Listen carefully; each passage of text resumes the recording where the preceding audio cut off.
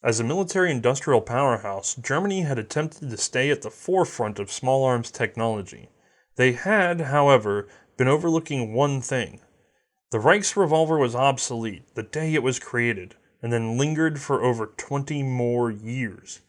They needed a new handgun, and this time only the most advanced would do.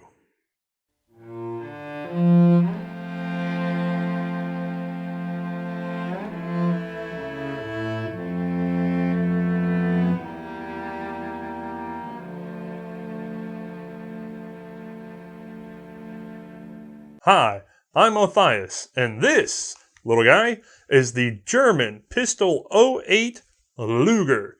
Let's get it over to the light box. As issued by Germany, which is our focus today, this pistol is 8 3/4 inches long, weighs in at just shy of 2 pounds, and it chambers the 9mm parabellum cartridge. Now it carries 8 in a detachable box magazine, and the whole thing is a short recoil lock breech toggle action pistol. Those are a lot of words that we'll get to one at a time. Now, as usual, I'm going to set this aside and we're going to talk about a little pre-history. We're not going to even talk about Luger yet. We're going to talk about Hugo Borchardt. Now, this man was an avid inventor and engineer. He was a Prussian-born American naturalized in 1875. He would go to work for, let's see, some big names here. Pioneer Breech Loading Company, Singer Sewing Machine, Winchester Repeating Arms. He would go on to Sharps, and then beyond that, he's actually going to go over to, oh good lord, Hungarian. Okay, let's see. Fegyver Feg, and I'm going to get notes on that, I know. I'm so sorry.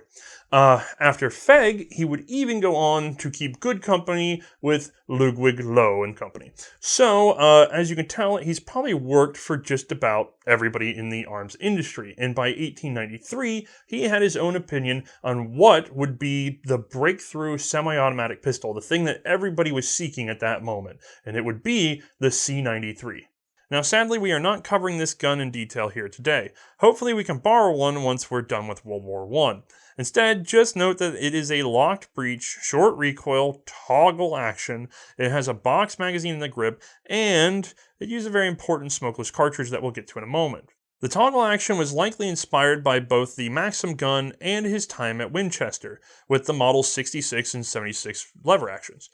Although, to our knowledge, Borchardt never did clarify exactly which really put him down the path. Now, to us, the C93 seems large, cumbersome, and awkward, but at that time, it embodied a lot of firsts, the best two features being its reliable operation and, again, that unique ammunition. The 7.65 Borchardt cartridge combined a rimless, bottlenecked case with a 10mm base and jacketed round-nosed bullet propelled by smokeless powder. While the Borchardt would not last long, this cartridge would be the base for just about every early lock-breech auto-loading pistol. It was the high-powered cartridge of that day, granted not so much now. It was modified repeatedly and even, frankly, stolen by Mauser for the development of the C96. On the topic of 7.65 Borchardt, supposedly, and this is through, personal claims, not any real paper trail, supposedly, Borchardt hadn't developed that cartridge. Instead, it was developed by another Ludwig Loh employee by the name of George Luger. And if you can't tell, he's going to be important to this story. Now, he was born in 1849 in the Austrian Alps. He would go on to military service through the Austro-Hungarian army and eventually be sort of pushed into the Austro-Hungarian Landwehr, where he would eventually rise to the rank of lieutenant. Now, over his military service and the immediate years afterwards, his roles were all clerks, accounting, sort of bank tellery positions. He was a money and numbers man. At some point, though, he made the transition to gun designer, and it's not really clear when because he kind of goes off the radar during this period. There's stories of him working for OEWG Steyr and Mannlicher and things like that, but we haven't seen firm evidence of any of his investments in those areas. But we do know that he turns up at the door under the employ of Ludwig Loh in 1891, and they hire him to be a weapons demonstrator. So his job is to travel the world with Maxims and Mausers and show them to foreign governments and other potential buyers. Now, that okay, door-to-door salesman doesn't sound, all that regal, but you have to imagine you must give the guns to someone who is charismatic, conversational, convincing, other words that don't start with cuz, and most importantly, they have to understand how the mechanisms work. They need to know guns. They can't just get out there and be like, oh, look, okay. So, he was, he has strong engineering background, and he definitely had some experience that Ludwig Loewe thought was, meritorious for this position. Anyway, in that role, he also started doing his own designs and patents because of an arrangement that was available through the company where they would provide resources for development and then they would get a piece of the action on the patents. So he went to work. He would put a lot of attention on bolt-action rifles, particularly trying to improve the Gewehr 88, which was then in German service. He would even successfully sue Paul Mauser over patent infringement on a bolt-action rifle design later on. As exciting as all that is, his primary role, again, was a demonstrator. And so, when the Swiss decided that they were going to get into trials for a possible semi-automatic handgun, well, he was sent over with the Borchardt C93.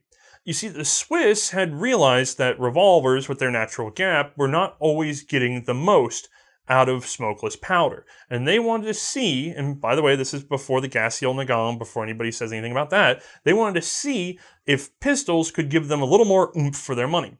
So they sort of submitted out a trial in 1894, and it involved the biggest names in auto-loading handguns at that date. Early names, mind you. These included the Bergmann 1894 and 1897, the Mannlicher 1894 Blowford as produced by SIG, the Mauser C96, nemesis of the Luger, and of course, our Borchardt C93.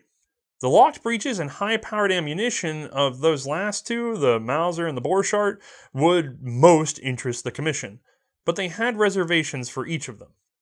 While overall, the Swiss found the Borchardt cartridge number one, the cartridge they loved, that was terrific for them. Number two, they liked that the gun ran, and ran well, in good, ideal conditions. They also liked the, pistol grip magazine and things like that. Just general features, great. However, they did not enjoy it as a military pistol. They found it to be unnecessarily complicated, unnecessarily sensitive to dirt and especially rust. They did not like the sort of externalized trigger and sear components. Overall, the whole thing was sort of heavy back towards the butt. I mean, you could take one glance at that thing and you've got almost as much over the back of your hand as you do on the front. The balance was off. It was no good for one-handed shooting. It was better with its stock, but that's not what they were looking for. Just sum it all together, and it's not a military handgun. It's more of a proof of concept. And so, George Luger would take these notes back to Ludwig Loewe, and Loewe would look over at Borchardt, and they would say, hey man, will you sort this stuff out? We'll simplify it, we'll get it ready for the Swiss and see what can be done with it. And Borchardt barely acknowledged them, because he had his head buried into something completely different at that time. You see, good old Hugo had been distracted by the race between electricity and gas for the home market. He was designing patent after patent for gas systems in the home. We know how this race ends up, so he thought that was going to make him his millions, and we know now that it didn't. But regardless, he wasn't paying attention to firearms nearly as much. And so, when the pushback came from the Swiss, he decided, nuts to them, the thing's perfect like it is. He had his ego in it. He doesn't want to do refinements. He doesn't understand the military mindset. He didn't want to touch it. Well, that's not good enough for Loewe, so they took a look at Luger, and Luger took a look at them, and they shrugged their shoulders and went back to work. Because Luger, while he had been with the Swiss, had realized that there were several ways that he could tidy up and tighten up the action. And he wanted to get them down on paper, and he wanted to get some credit for it, so why not?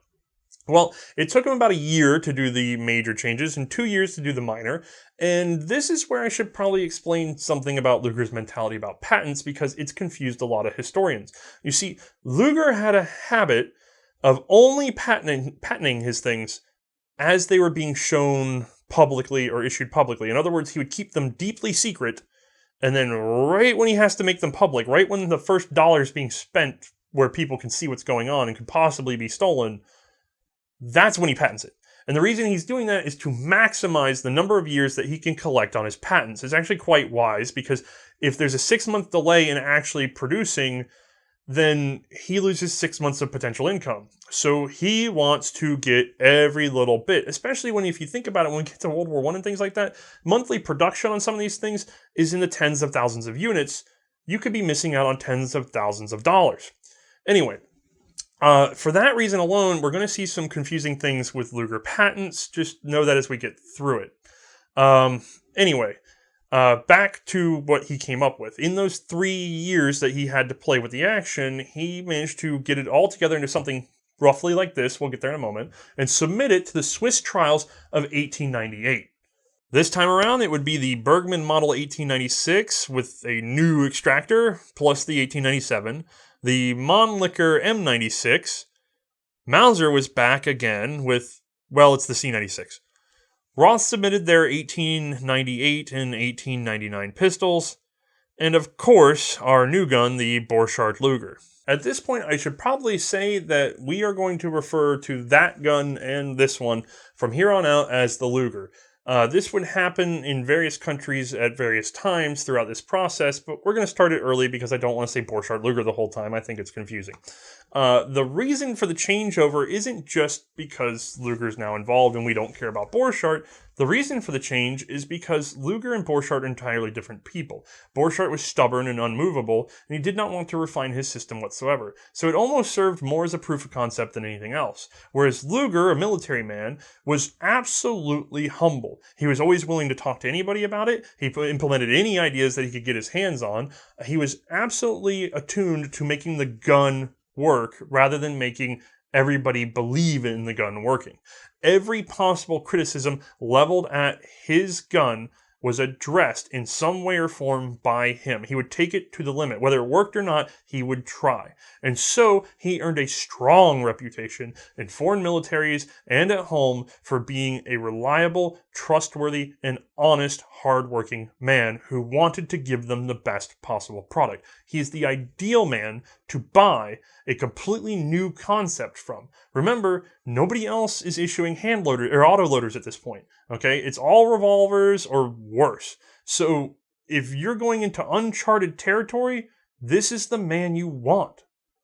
All right, so what exactly at 1898 style had he come up with? Well, from this early patent, we can see the bulky Borchardt is now an elegant short pistol with a steep grip perfect for target shooting one-handed.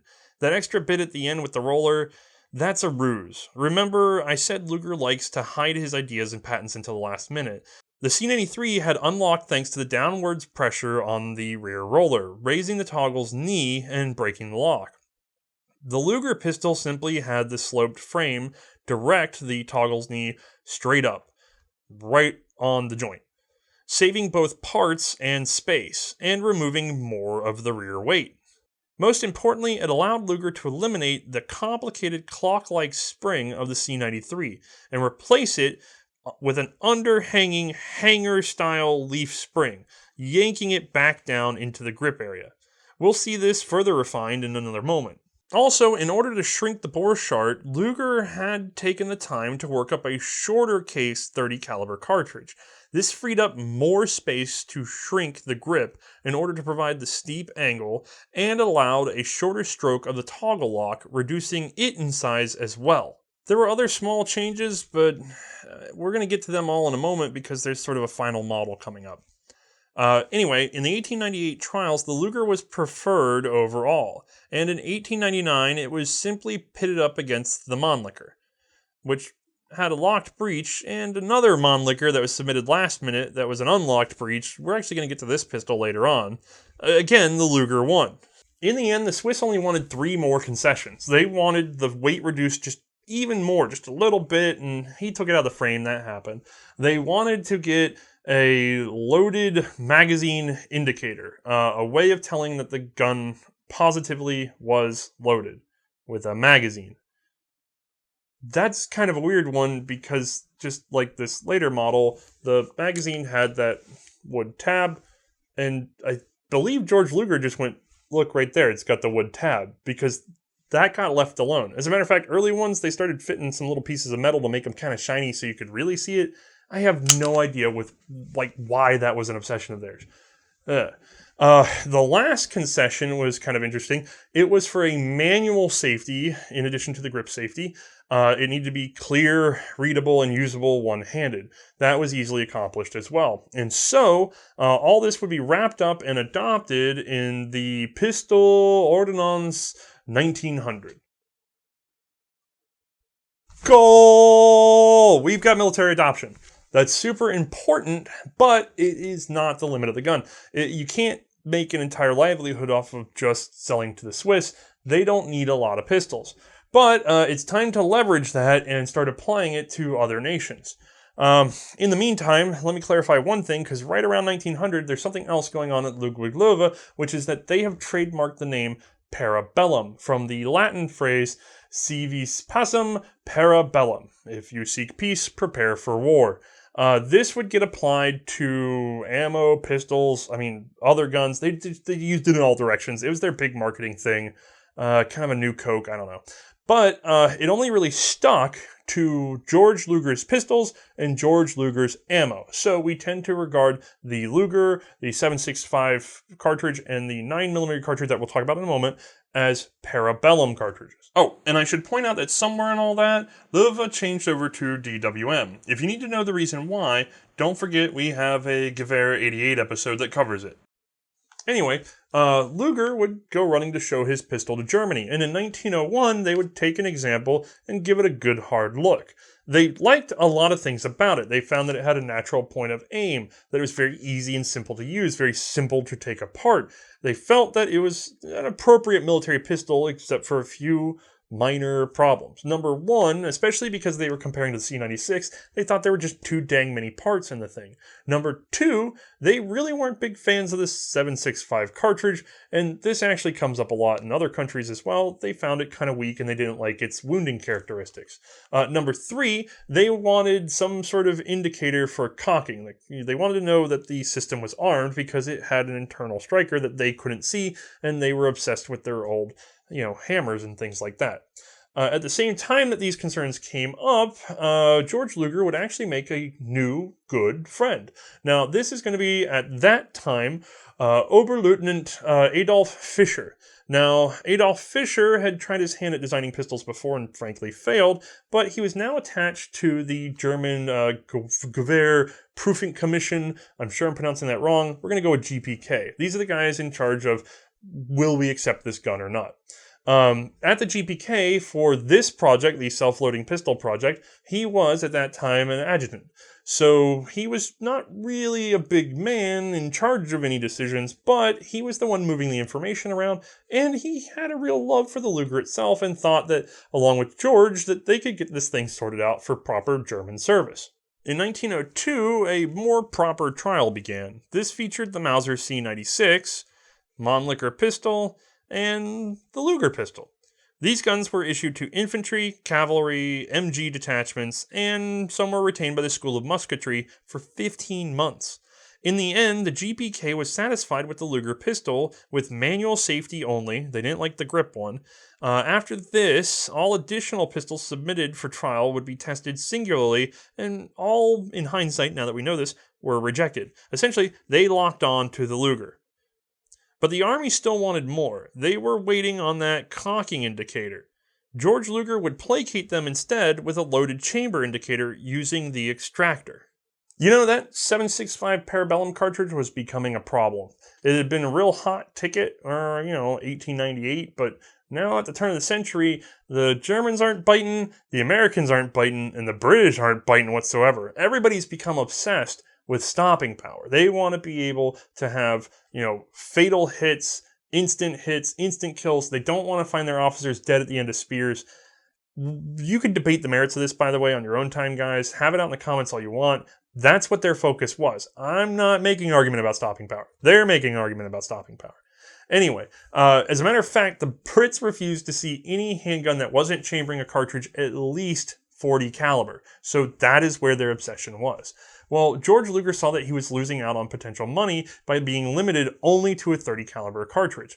But he also didn't want to overhaul the entire gun. They had produced 45 ACP pistols for the US to try out, and that had been a screaming nightmare. They had to redo the whole dang gun, and those are single assemblies. They don't want to create an entire separate assembly line just for the US. And by the way, as much as you're proud of the US, we were not a huge military power at that time. We did not represent a huge military contract. Not only that, but we tend to make our own stuff anyway. So they go really focusing hard on how to get the most out of the current forgings. They want to keep the overall dimensions of the pistol the same. They don't want to do a lot of adjustments, but what's the biggest possible thing we can get and still be able to use this same frame and receiver setup and just change the barrel and just change the toggle lock and the breech face to go between multiple cartridges. So where's our little one? Where's our big one? Some of you might realize that this sounds kind of familiar from more modern history in the creation of the .40 Smith & Wesson. Now, Luger was very concerned with getting a good gas seal obturation from the case itself. The secret in rifle ammunition had been really in the neck, and so his first attempt at a 9mm cartridge had a slight neck and shoulder. This would be dropped for a straight-walled cartridge shortly after, but he still initially opted for a .1mm groove cut into the chamber to create a step in the chamber to aid in obturation. This was, ultimately, as we know now, unnecessary, but still carried on until right at the last year of production for Lugers. What finally appeared is a cartridge still popular today, the 9mm Parabellum. The first version features a truncated cone bullet designed by the GPK's own Oberleutnant Fischer. This would later give way to a standard round bullet over fears of being accused of using an expanding dum-dum. This happened a lot in World War I. This would be a major arguing point on both sides. The original cone wasn't a dum-dum, it wasn't a hollow point, but they wanted to cover their butts. With the adoption of 9mm Parabellum, they had the German Navy in the bag. You see, these guys already liked the Luger, and they were ready to adopt, and they weren't hung up like the Army was. So, I should probably mention the 1904 Navy model.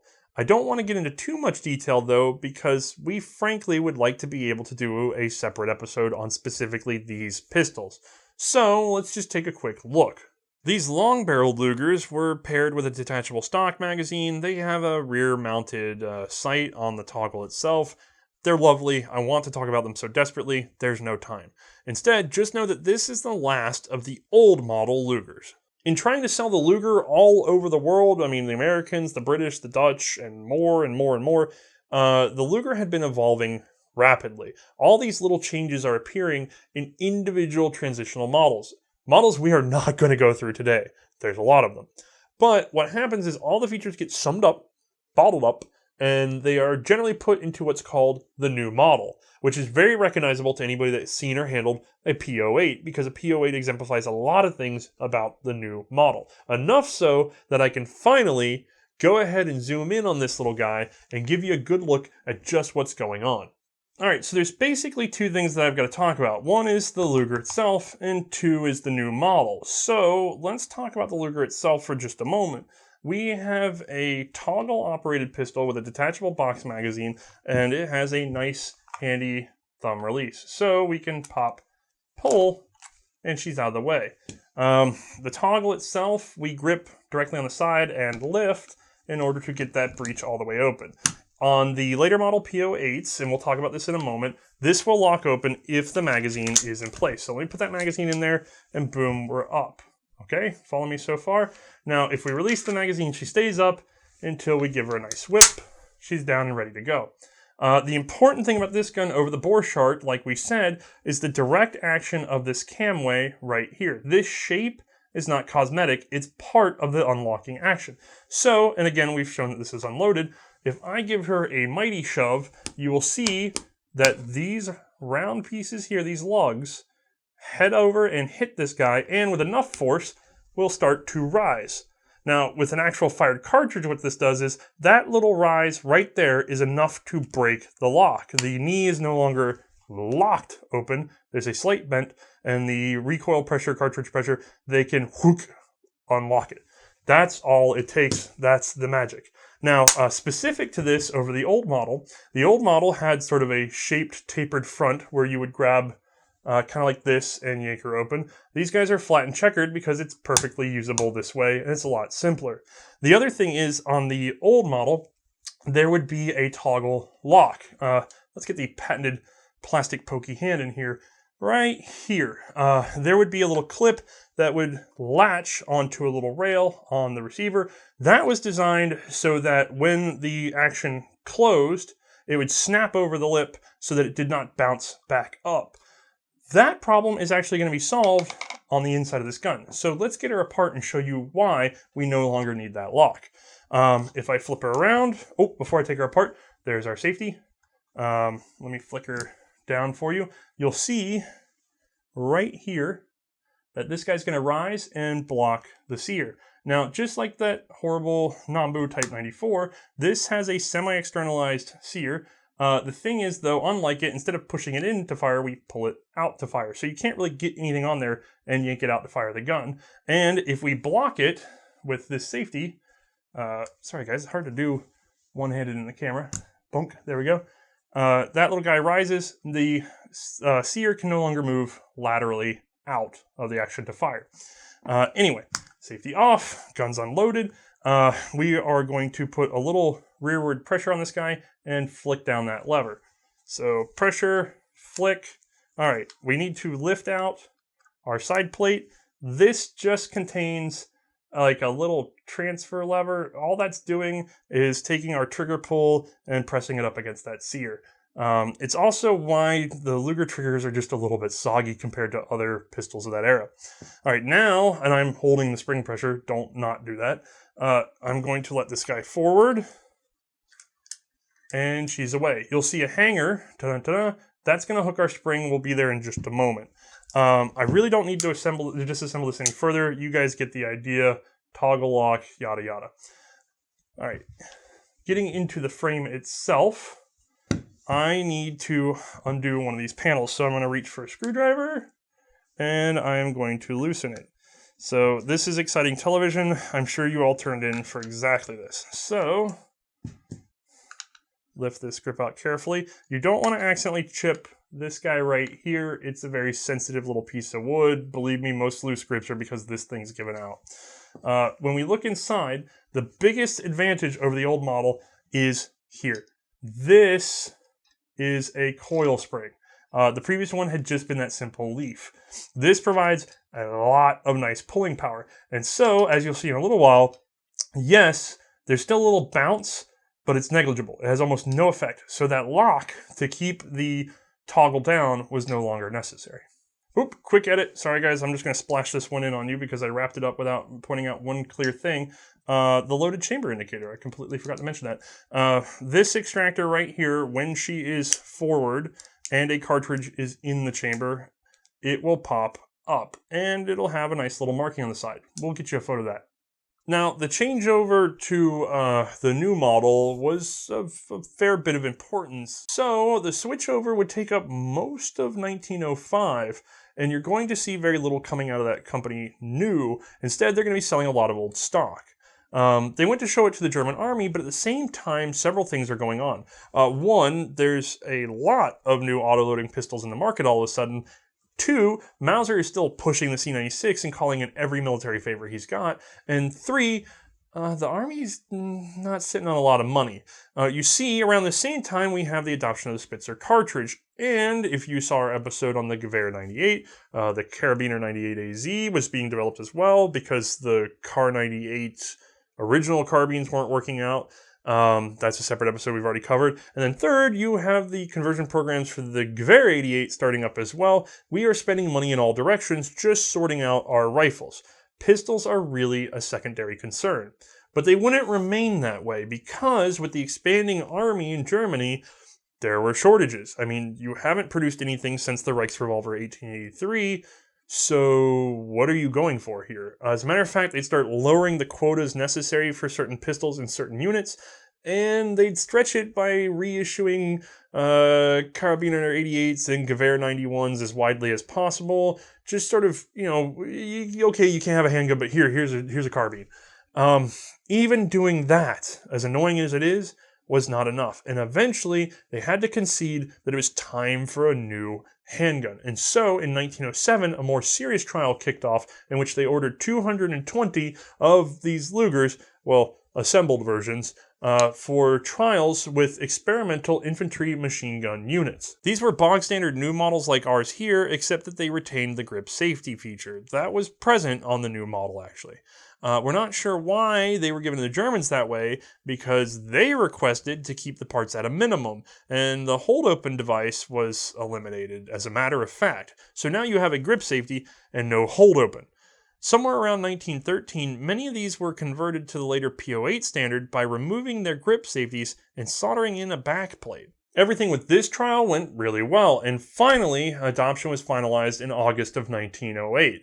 Now, they would place an order for 50,000 pistols from DWM, at which point, this is kind of surprising, they would then have the patent rights to produce on their own at the state arsenals, without any sort of fees associated. 50,000 is a big number, but it doesn't seem that big. There'd actually be some argument about this later on in court depositions post-war about whether or not the then Director General was currying political favor. It's a separate issue we'll get to in the next episode. But these pistols were sold at 45 marks apiece, and they finally started flowing into German hands. So, at that point, I can wrap up this dev history and actually show you an animation and get this thing into Mae's hands. I'm going to be honest and say there are a lot of better animations out there for the Luger because it is a popular gun. But this is what I know how to do, and since I spent forever doing it, now you gotta watch it. Anyway, as the gun cycles through, let's pay attention to a couple of things though. First, the direct contact of the outer frame to the toggle. Looking closely, you'll be able to see that finger on the toggle pressing back on the firing pin to cock it.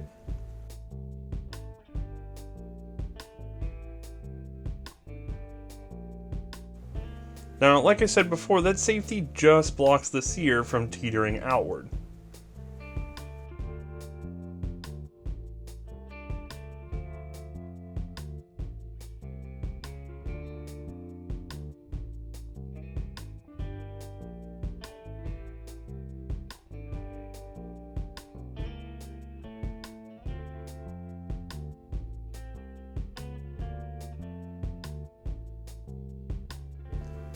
Of course, we have our loaded chamber indicator. Once out of ammo, the gun will lock open. Alright, let's get this over to Mae. Let's load up a magazine. Work that toggle.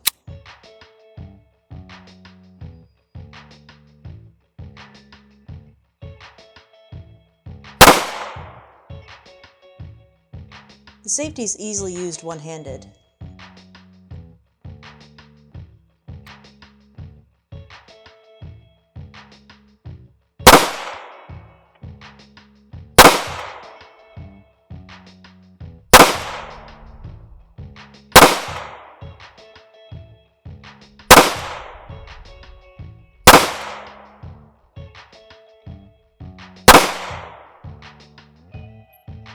Let's slow this down.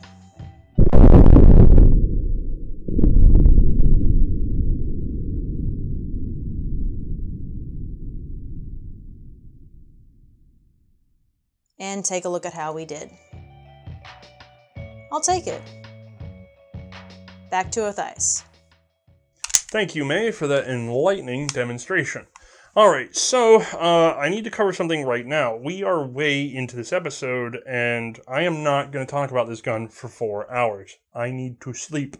So, we are only covering World War I production. I know some of you are sad, but if you think about it, that means we're leaving ourselves room after we get out of World War I to talk about World War II Lugers.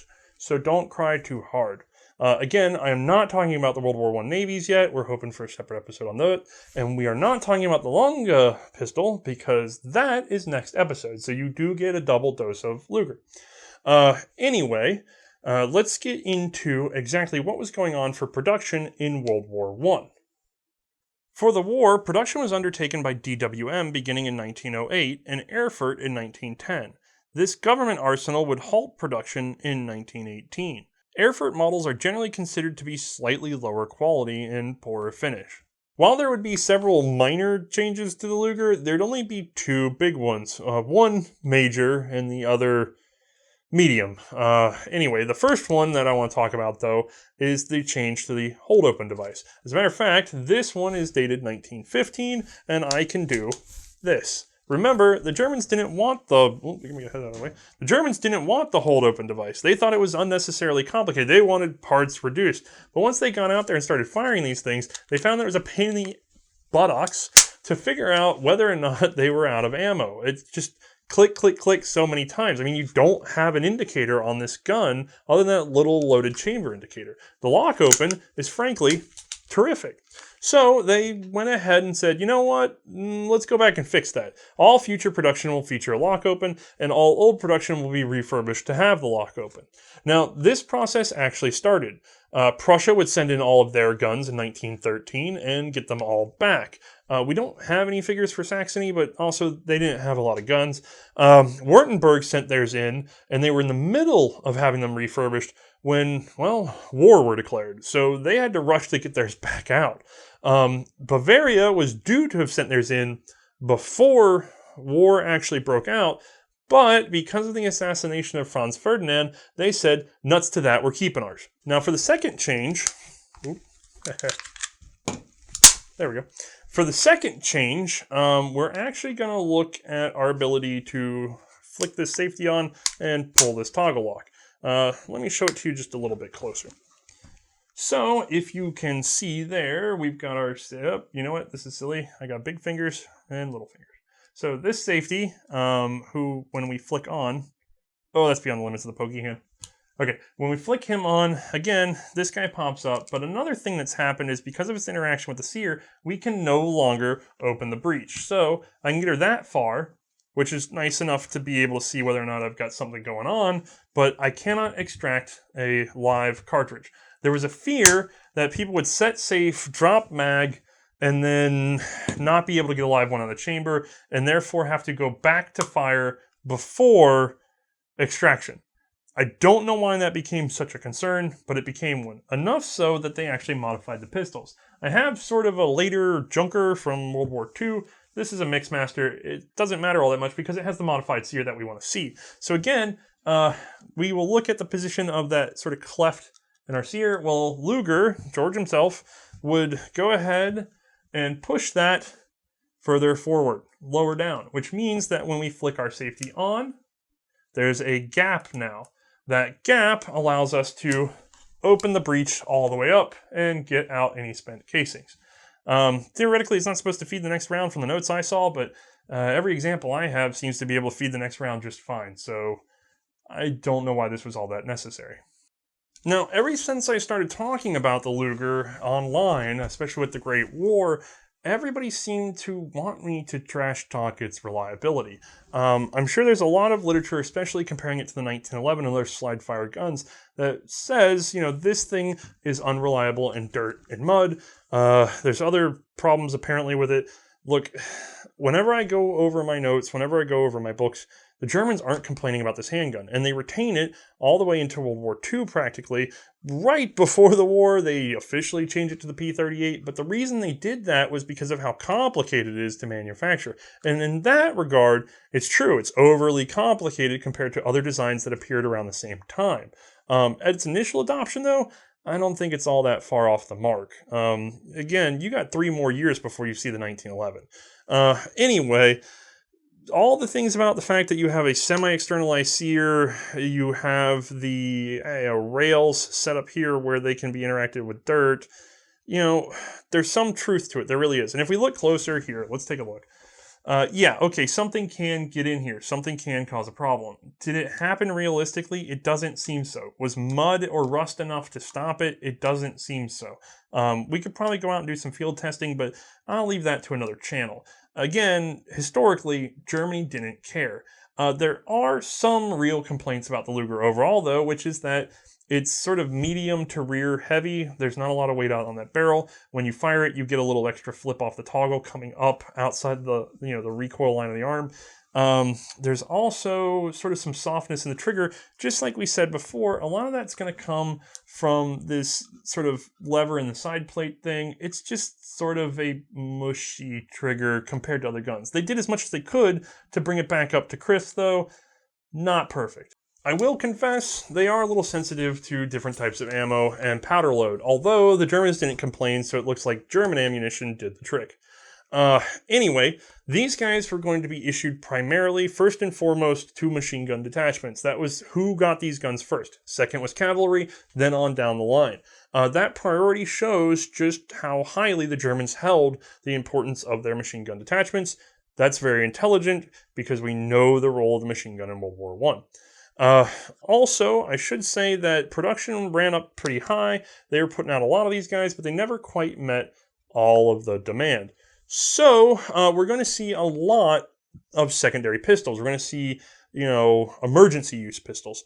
And while that's not great because this thing couldn't be produced fast enough for the Germans, as collectors and as people watching the show, it means that there's so many more 32s I can show you. Tons and tons of 32s. The All 32 channel. Oh, also the C96. After doing their best in World War I, the Lugers would be allowed to serve on in the Reichswehr because they were granted by the Inter-Allied Commission of Control 50,000 pistols. Pistols weren't something that the Inter-Allied Commission of Control was worried about. I guess they had an eye for tank gewehrs.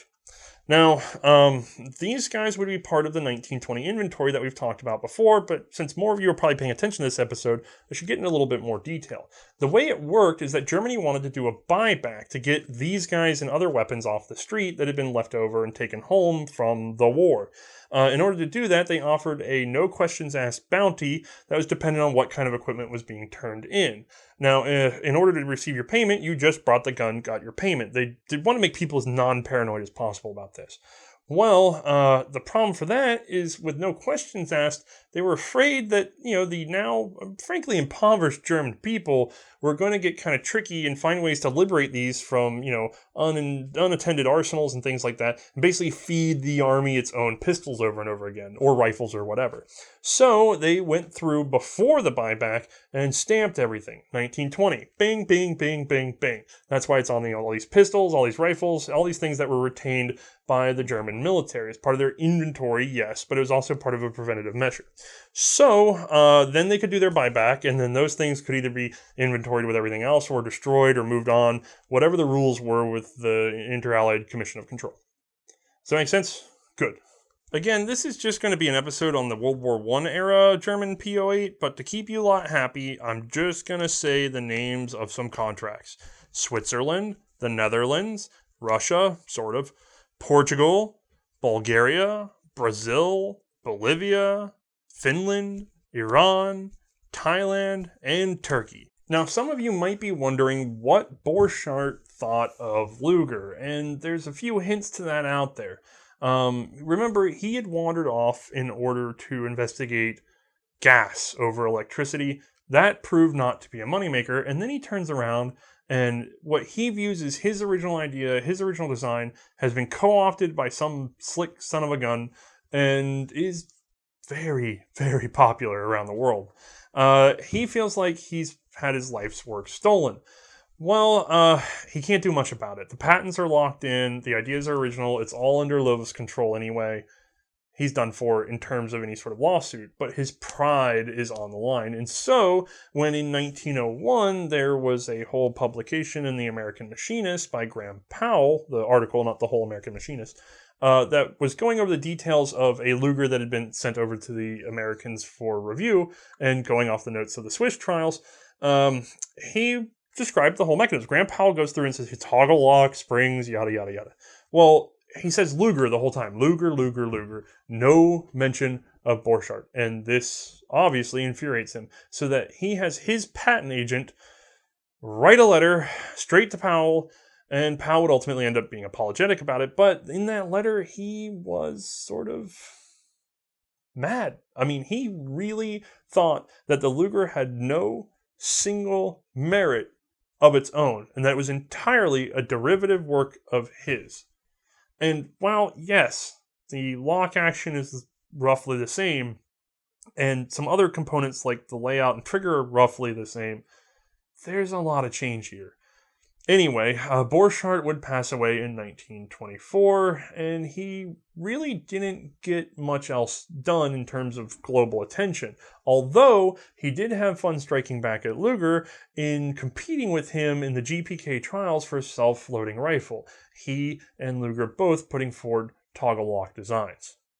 Alright, with that wrapped up, let's go ahead and get Mae in here and get her opinion on this pistol.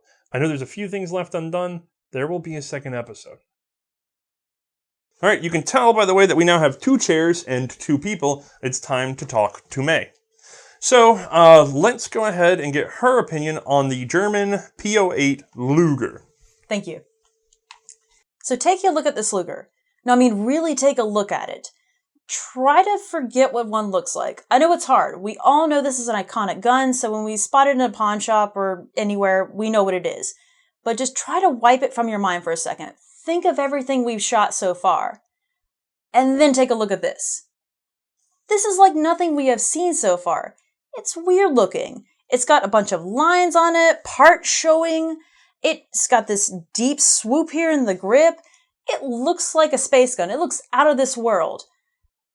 And it is insanely comfortable. All of the weight is here, right here in the center and the back. It feels like it's a natural point and aim kind of shoot gun. It almost feels like a fencer style kind of gun. You really want to single hand this thing. And bear in mind with World War I, a lot of the shooters are single handed things and are not two handing it. And this feels like the best single handed pistol we have shot so far for the series. The grip is nice and comfortable, really fits into the palm of your hand. It's steep.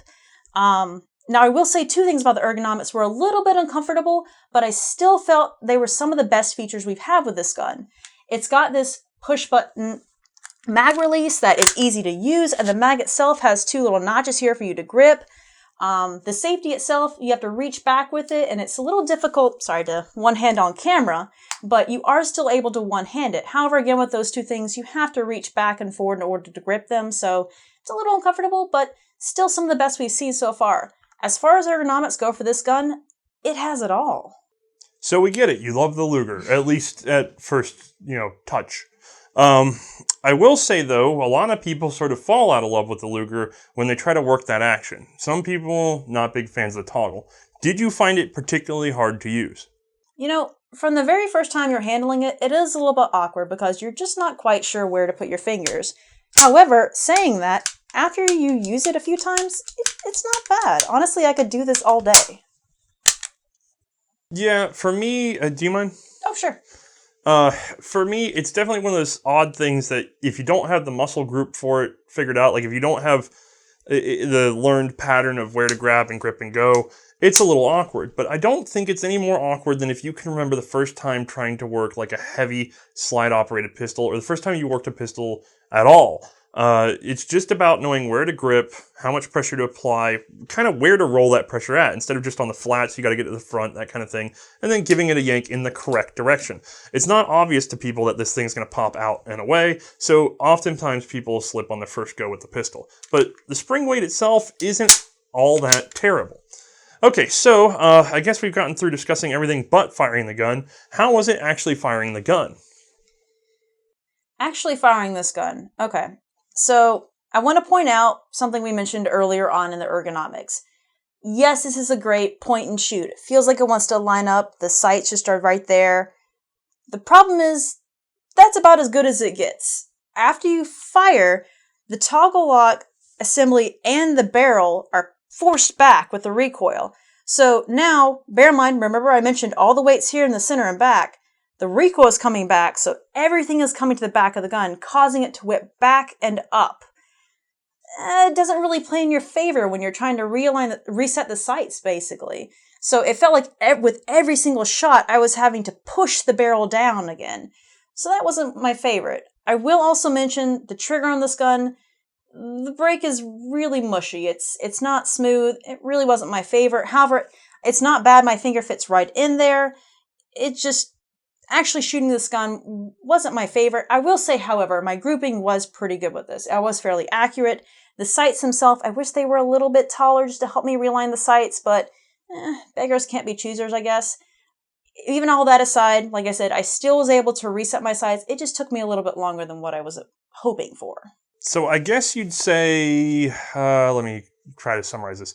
You would say that it's an excellent shooter. You just feel like it took you a little too long to reset or reacquire your target. Would that be the best way to say it? Yeah, that'd be the best way to phrase it, because honestly, I feel like if this had been a slide operating gun, I would have appreciated the weight where it was. I would have been able to keep my sights aligned with the target. With this one, it just took me an extra split second to reset it. It just wasn't my favorite. You know, this has nothing to do with World War I, but I think she might be describing the Lottie, which I personally love. Okay, I guess we're down to that last question, that tacky question. If you were issued this particular handgun and thrust into the fury that was World War I, how exactly would you feel about it? Would you choose this gun amongst other guns? Okay, so I know I mentioned shooting this. It had its negative points. However, yes, a hard yes, I would take this into battle. It's 9mm Parabellum, which is a good round. I'm given 8 rounds.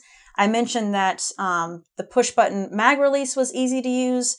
The safety itself was clean and easy. The only issues I had, like I said, was resetting my sights. But you know what? It was a split second. I still have the 8 rounds to use. I was very accurate with this gun. I feel comfortable taking it into battle. All right, score 1 for the Luger, I guess. Well, it looks like we've got another one on the plus board, and thankfully you chose to, thankfully you chose to approve this one, because if you hadn't, I'm sure we would have had a lot of hate mail. Anyway, this is not our last Luger, so don't get too sad. Hopefully, like I said, we'll borrow naval, but also, I'll go ahead and spoil it for you guys. Next episode is second part of this one, just like with the Gewehr 88 and 8805. We will have the P08 and the LP08, so goody. Anyway, with that, I think we'll wrap things up. Make sure you stick around for the updates, because I have to get out some very special thank yous and other things that are going on. Things have really been speeding up a lot. So I know a lot of you just don't always go for those things because you're invested in just this episode, but there will be some great information there. I just don't want to bury it right here. All right, with that, well, thank you very much for tuning in once again, and stick around for the credits. See you guys.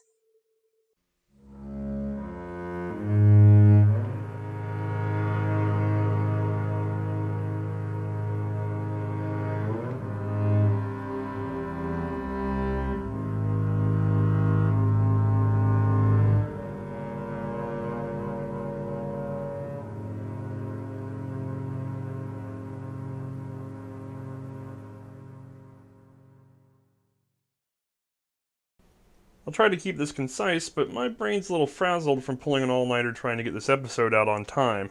I'm afraid Kentucky took a bigger chunk out of my schedule than I realized. Anyway, let's cover just a couple quick points. One, our host, Shoot Logic, who has kindly let us use their wonderful facilities, they are hosting an Appleseed event this weekend, if you're watching the episode new. If you're not, I can't really help you with that event, but you should still check out their calendar. They are consummate professionals and lovely, lovely people. Number 2, I am going to be at the Springfield National Historic Site this week in the next 3 days. So hopefully I'll have a nice big bank of new images for you guys. I doubt that I'm going to be shooting anything there, though. 3, if you want to know more about what's going on with the episodes and where the schedule is at, we have, I remind you, changed the $5 patron level. It is now set up with a journal so that you can hear me rambling like a madman about what it takes to produce this show. And then last, I want to make sure that I thank James Julia Auction House again. They were kind enough to let us use their images. And so if anybody wants to send them a kind note or tell them that, you appreciate them taking an interest in historical firearms education, that would be lovely. All right. Well, I'll see you guys later.